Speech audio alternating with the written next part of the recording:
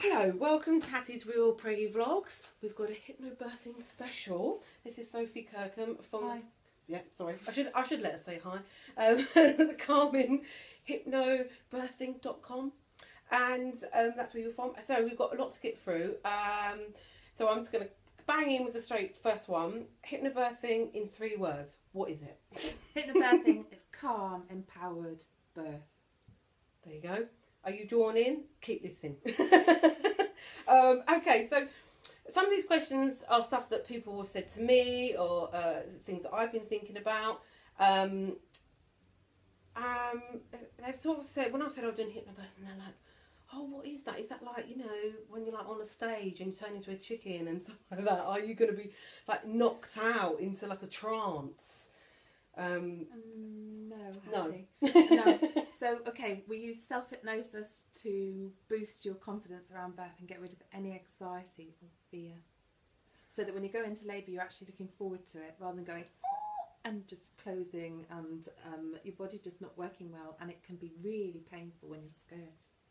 So, what about with people, if people said, oh yeah, but I, you know, find it hard to relax, or sort of, because you do kind of have to go into a trance state. Yeah, in you some do. way. But when we all do that every day, yeah, all of us zip in and out of trance every day. I definitely do. We do it all the time. I do it at the till at Sainsbury's. I'm often interrupted with a hello, excuse me, excuse me. Ah. So when you are in a trance-like state, that's when you can start to reprogram your brain. You put all this positive data in, and we listen to hypnobirthing audio tracks, which are brilliant. Ooh. And I've got some on my website. That Yeah, they are good. And yes, you do need to practice relaxation. So I was a real stress head. I was quite anxious and things. Was you? And I found it very useful to learn how to breathe to relax, to focus my attention on breathing and relaxing. And it's really nice to learn to physically relax and emotionally relax. Yeah, because a lot of people say, oh, when they go for massage or stuff, they're the sort of person that can't, you know, people are like, oh, you're not relaxing. And some people sort of say you can and can't. I've always been someone that was quite good at it for some reason. I might be jumping into one of your questions, yeah. But some of the second timers that I get, so people who's coming back from having quite a challenging first birth, that's really not been fun or enjoyable, they want to do it differently, so they use hypnobirthing and they practice like crazy. Yeah. So it's nice to have them in a class because they kind of inspire the other first timers to... They don't want to repeat of first time. And it's a shame, people come away and they're like, oh, well, never mind, next time. So make this time count.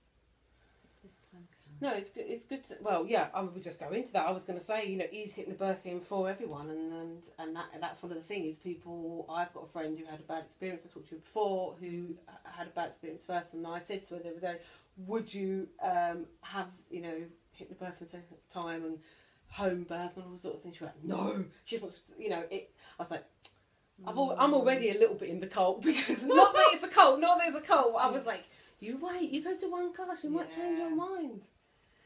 It's just understanding some of the fundamental principles of how a woman's body works in labour, rather than just relying on just ridiculous Hollywood films that portray it as a terrifying thing, and watching women lying on their back to give birth.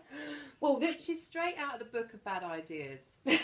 We do not do that. Women don't naturally lie on their back to give birth. Nobody ever does that. Well, yeah, I'm all for all fours.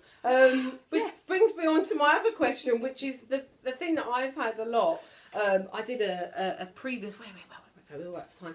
A previous vlog where top 10 annoying things people say to you when you're pregnant, and a lot of those are to do with birth, and they feel the need to just tell you the most negative stories that they've heard.